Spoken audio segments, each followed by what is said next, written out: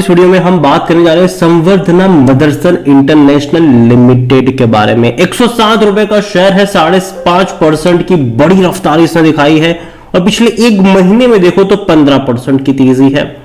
और देखा जाए तो पिछले 10 दिनों में इसने तेजी दिखाई है वो भाई साहब 15% से भी ज्यादा की है, क्योंकि 92 रुपीज से 107 रुपीज पर आ चुका है।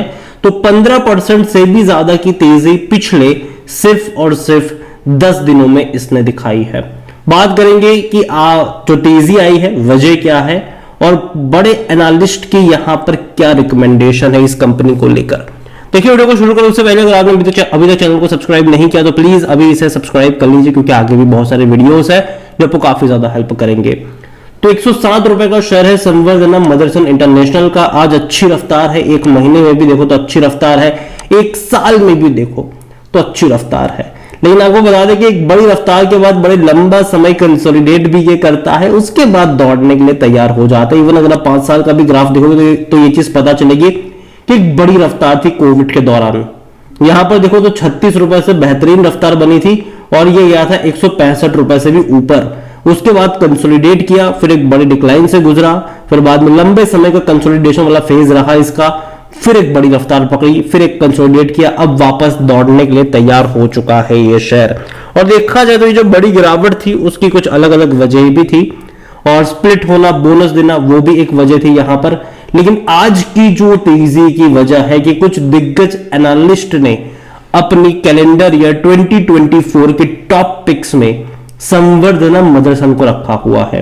अगर हम यहां पर नजर करेंगे तो शिवांगी शारदा है, उन्होंने मदरसन सुमी को अपनी टॉप पिक्स में रखा है। और ये है भाई साहब जो एनालिस्ट है मोतीलाल ओसवाल की, उन्होंने करंट मार्केट कंडीशन को देखते हुए अपने कुछ स्टॉक्स पिक करे हैं और इनकी जो पहली पिक रही है वो संवर्धना मदरसन सुमी है। यहां पर जो पहले मदरसन सुमी हुआ करती थी, और उनका कहना है कि अकॉर्डिंग टू हर analysis the stock has successfully surpassed its previous hurdle zone on the both weekly and monthly frame. The upward momentum is evident in the continuous higher highs observed over the last 7 months. तो देखा जाए तो उनको लगता है कि यहां से अच्छा खासा ये दौड़ेगा। और जहां तक बात करें तो 110 रुपए का टारगेट लेवल भी उन्होंने बताया और 104 रुपए का स्टॉप लॉस भी उन्होंने यहां पर सजेस्ट करा है। इसके अलावा एक और एनालिस्ट अरुचित जैन, उन्होंने 2 स्टॉक्स को पिक करा है, 5 पैसा के है ये। उनका अगर आप देखोगे तो 5 पैसा के ये एनालिस्ट है, बाय ऑन डिप्स की स्ट्रेटजी उन्होंने हाल फिलहाल में सुझाई है और मार्केट में उन्होंने सिलेक्ट करा है Samvardhana Motherson as one of his top picks for the first trading day of calendar 2024। और यहां पर अगर आप देखो तो one can consider buying at stock current level with stop loss of below 98 rupees और टारगेट 108 से 110 रुपए के आसपास का उनकी तरफ से बताया गया है। और आज की तेजी की वजह भी ये है, ठीक है, कि टीवी चैनल्स पर एनालिस्ट की तरफ से मदरसन सुमी को रिकमेंड करा गया। इतना ही नहीं, कंपनी को लेकर देखें तो भैया इनकी जो टॉप बेट रहेगी वो प्रीमियम प्रोडक्ट में होगी और ईवीज डेफिनेटली इनके जो मेन फोकस में रहने वाले, और ये कंपनी के जो सीईओ है उनकी तरफ से स्टेटमेंट भी आया हुआ है। और देखा जाए तो देखो यार, गाड़ी चले पेट्रोल से, डीजल से, गैस से या फिर इलेक्ट्रिक व्हीकल्स भी क्यों ना हो, इनका कोई नुकसान नहीं है। इनको भैया कंपनी का काम क्या है, ऑटो पार्ट्स बनाना, ठीक है, और वो ये बनाते रहेंगे। उनका कोई इतना बड़ा दिक्कत मुझे नहीं लगता कि यहां पर देखने को मिलेगा। और इनका जो पोर्टफोलियो है वो धीरे धीरे बढ़ रहा है। इनकी इनकम अगर आप देखो तो धीरे धीरे इनकी इनकम में बढ़ोतरी देखने को मिल रही है। इनकी एबिटा मार्जिन भी देखो तो अच्छे खासे तरीके से ग्रो हो रहा है।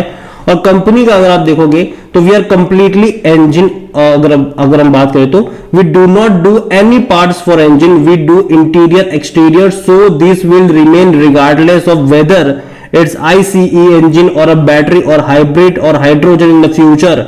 ये कंपनी के चेयरमैन का कहना है कि भैया इनका इंजन के कोई पार्ट नहीं है, ठीक है, इंटीरियर और एक्सटीरियर वाला यहां पर है। तो भैया गाड़ी किसी से भी चले उनको कोई फर्क नहीं पड़ने वाला है। They have been expanding relationship with EV companies of the automotive order book more than 20% in EV model। देखो यहां पर अगर आप देखोगे ना तो पहले इलेक्ट्रिक मतलब जो ऑटोमोबाइल्स में कुछ बड़े बड़े प्लेयर्स थे, ठीक है, जिनको ये अपने ऑटो पार्ट्स सप्लाई करते थे, ठीक है, अभी भी कर रहे हैं, ठीक है, चाहे वो इंडिया में हो या इंडिया के बाहर हो। लेकिन बड़ी बड़ी और मतलब ईवी कंपनीज निकल कर आ रही है, छोटी छोटी कंपनियां जैसे कि ओला आ गई और भी कई सारी है वो निकल कर आ रही है। उनके साथ भी कंपनी जो है वो रिलेशन मतलब अपने बिजनेस को एक्सपांड करेगी आने वाले टाइम में। नई नई जो कंपनीज न्यू एज कंपनी निकल कर आ रही है ईवी को लेकर, और उसमें इनका फायदा डेफिनेटली होगा। जितनी ज्यादा कंपनी बढ़ेगी उतना ज्यादा इनका ही भैया पोर्टफोलियो साइज बढ़ेगा फ्यूचर में। जहां तक कंपनी को लेकर देखोगे तो इनका जो वॉल्यूम है, आज वॉल्यूम का भी अब बड़ा गेम चला, 3.5 करोड़ से भी ज्यादा की क्वांटिटी में आज यहां पर शेयर अभी तक ट्रेड हो चुके हैं। इतना ही नहीं, कंपनी में अगर हम देखेंगे तो इनके नंबर्स भी अच्छे हैं। अगर आप इनके क्वार्टरली रिजल्ट देखो तो भाई साहब बहुत तेजी दिखाई है 2023 में। सेम चीज प्रॉफिट को लेकर देखो तो अच्छे प्रॉफिट्स है इनके। इवन अगर आप क्वार्टरली परफॉर्मेंस भी देखो तो बढ़ रहे हैं इनके रेवेन्यू।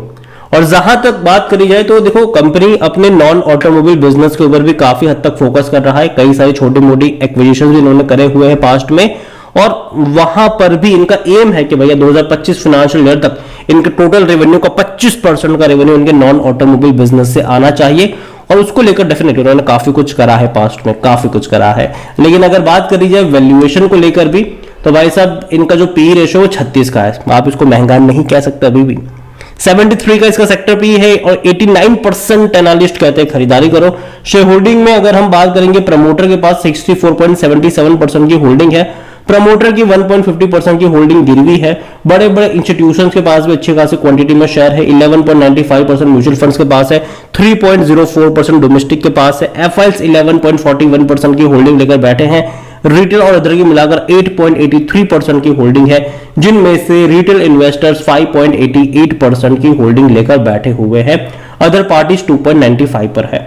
ये कंपनी खराब नहीं है। और जहां तक हम बात करें बोनस वगैरह की तो भैया हमारे दिमाग में भैया विप्रो आता है, इन्फोसिस आता है, लेकिन ये वो कंपनी जिसने कई बार बोनस दिया है, कई बार बोनस दिया है, स्प्लिट भी हुआ है ये।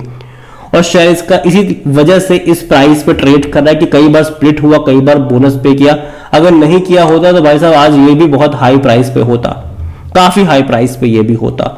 और जहां तक बात करें इस कंपनी में देखो तेजी डेफिनेटली यहां पर लॉन्ग टर्म में आएगी, क्योंकि देखो जहां तक बात करें इलेक्ट्रिक व्हीकल्स की भी बात करें तो उसका भी चलन बढ़ने वाला है। और इस कंपनी के ऑटो कंपोनेंट्स डेफिनेटली बिकने वाले हैं, फ्यूचर में ज्यादा ही बिकेंगे। और जो नई नई कंपनीज भी आ रही है उसके साथ भी इनका टाई अप चल रहा है, जो कि अच्छी बात है।